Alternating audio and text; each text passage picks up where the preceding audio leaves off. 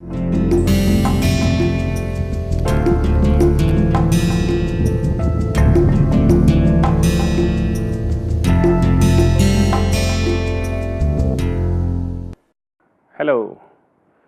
welcome to Advanced Composites. Today is the second day of the ongoing week, which is the third week of this course. Yesterday we just started our journey in terms of developing strain displacement relations in context of classical lamination theory, and the first relation we had developed was that for u, which is the displacement of a point on the plate in the x direction, and we had expressed this u displacement in terms of u naught, which is the displacement of a point, corresponding point with same x and y coordinates on the mid plane of the plate, and also the slope of the plate, that is partial derivative of w with respect to x. So, the relation which we had developed was u, which can vary. So, it is u which is a function of x and y and z is nothing but u naught, which is the mid plane displacement, minus z times delta partial derivative of w, and w is a function of x and y. So, it is because it is being calculated or measured at mid plane. So, partial derivative of w naught with respect to x. So, this is the relation for u. Likewise, this plate right now I bent it in the I applied forces so that it develops a curvature which is delta w over delta x.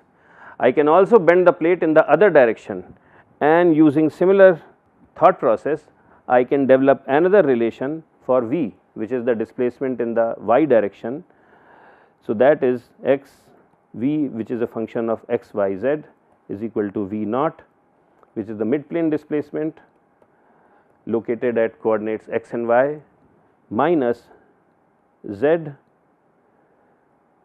del partial derivative of w with respect to y. So, these are the relations between u and v in terms of mid plane displacements u naught and w naught. Okay. Now, we know that strain in x direction epsilon x is equal to del u over del x. So, when I do this and I differentiate the entire thing, I get del u naught over del x minus z del 2 w naught over del x square. Now, I call this thing as epsilon naught x, which is the mid plane strain in the x direction, and I call k x, which is the curvature of the mid plane of the plate, and I define it in such a way,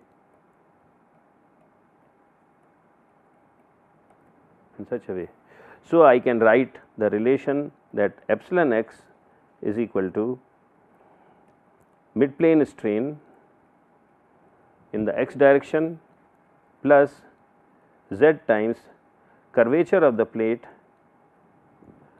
at the mid plane. Now, for this, remember here epsilon x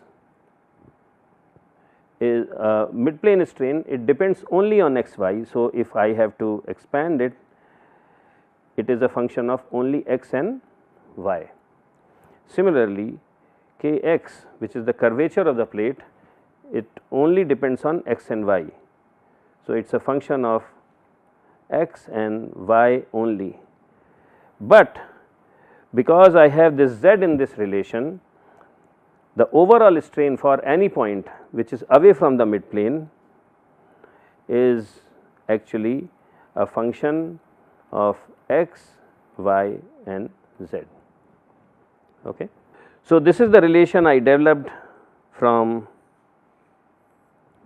the first, from this relation. Likewise, I can also develop a relation that epsilon y is equal to partial of v with respect to y, and if I do similar mathematics, what I get is del V at the midplane with respect to y plus z times ky, which is the curvature in the y direction, where ky in the y direction is defined as minus second derivative of midplane deflection in the z direction with respect to y. So, I can also express this relation as epsilon y is equal to epsilon y at the midplane plus the z coordinate of the point times ky, which is the curvature in the midplane direction. And finally, we will also develop relations for the shear strain. So, we know that gamma xy equals what? It is del u over del y plus del v over del x. And if I do the entire mathematics again, what I get is del u naught over del y plus del v naught over del x minus 2 z del 2 of second derivative of w naught with respect to x and y. Okay. And then I define a shear curvature.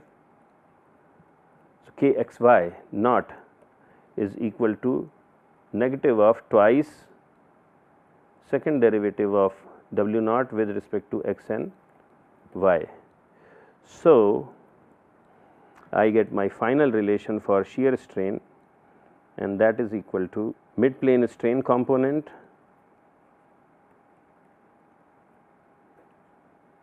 plus z times kxy. Okay. So, what we will do is we will summarize these strain displacement relations. So, I can say that epsilon x, epsilon y, gamma xy, and all these are functions of x, y and z. These are equal to their midplane components, epsilon x evaluated at midplane, epsilon y evaluated at midplane, and gamma xy evaluated at midplane, plus the value of z coordinate times midplane curvatures kx naught again evaluated at midplane, ky naught evaluated at midplane, and kxy naught evaluated at midplane. So, these are the strain displacement relations. Okay. Why are they strain displacement relations? Because on the left side I have strain, and on the right side I have midplane strains and midplane curvatures, and I know that midplane strain epsilon x is del u over del x, epsilon y naught is del v over del y, and gamma xy naught is del u naught over del v plus del v naught over del x, and likewise we have definitions of curvatures also in terms of midplane deflections, which is w naught. And then there, so these are three strains, and then the what are the other three strains? The other three strains are gamma yz equals 0, gamma xz equals 0, and epsilon zz equals 0, and these are based because of our assumptions. The first two strains are 0 because of the normality assumption, and the last strain epsilon zz is 0 because of the assumption of inextensibility.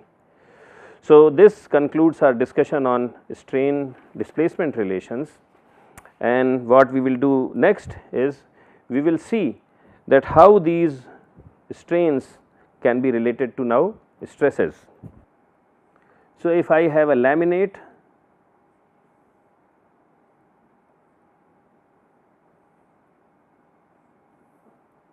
okay, and let us say this is x axis, this is my y axis, and downwards is z axis, and let us say there are several layers,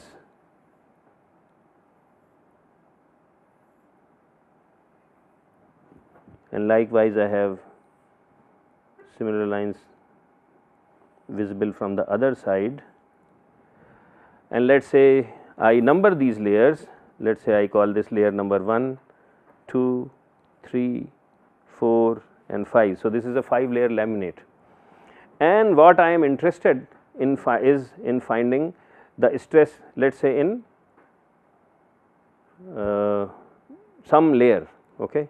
So, I am interested in finding stresses in kth layer, where k could be an index anywhere between 1 to n. If there are n layers in the laminate, then k will be anywhere between 1 to n.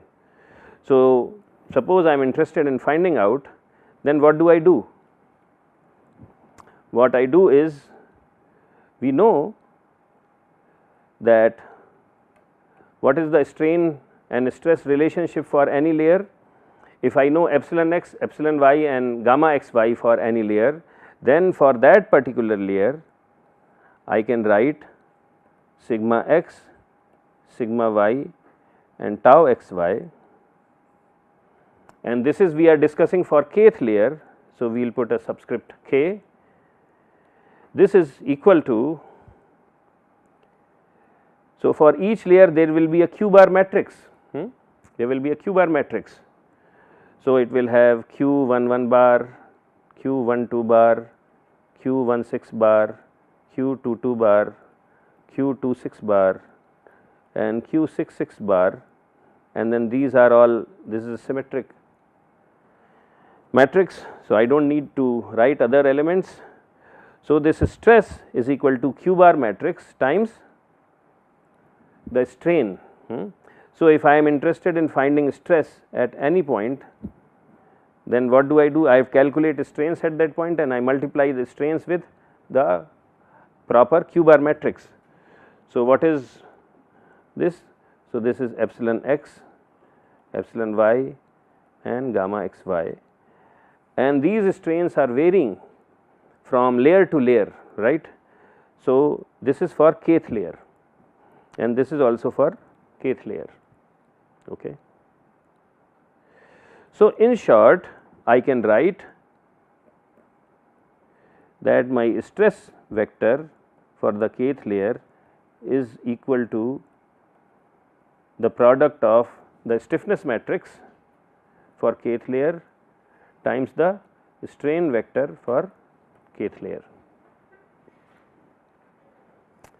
But we know that q bar matrix, I mean this changes, but this strain vector is nothing but different components. It has a midplane component and a bending component. So, this I can express it as the midplane strain, and midplane strain does not change from one layer to other, it is at the midplane, plus z times k midplane curvature, and the value of z is for the kth layer. Okay. So, I can write sigma for kth layer is q bar matrix for kth layer times the midplane strain vector plus z for kth layer, because curvature is again independent of layers, times q bar matrix for kth layer times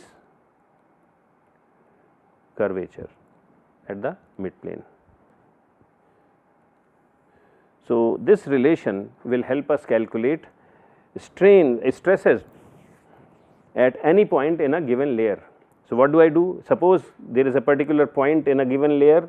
First step is that I find out its value of z based on our coordinate system. So, once I find out its z value, then if I know the midplane strain and midplane curvatures, then all I have to do is multiply that midplane strain by q bar for that particular layer. So, I will get the first component, and then I multiply q bar with the midplane curvature, and I also multiply it with the z coordinate, and I add these up, and I will get the stresses at that point in the laminate.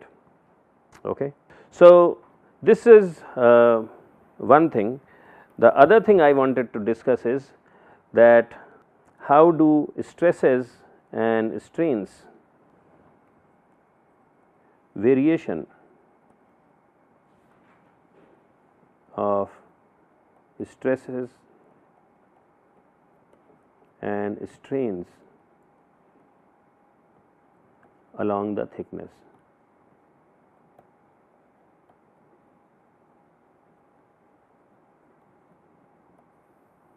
How do they change? So, essentially what we will discuss is that suppose there is a laminate, and let us say it has 3 layers, and this is the midplane. So, this is z is equal to 0, and this is the x direction, and at the midplane z is equal to 0, and this has, let us say it has 3 layers, layer number 1, 2 and 3.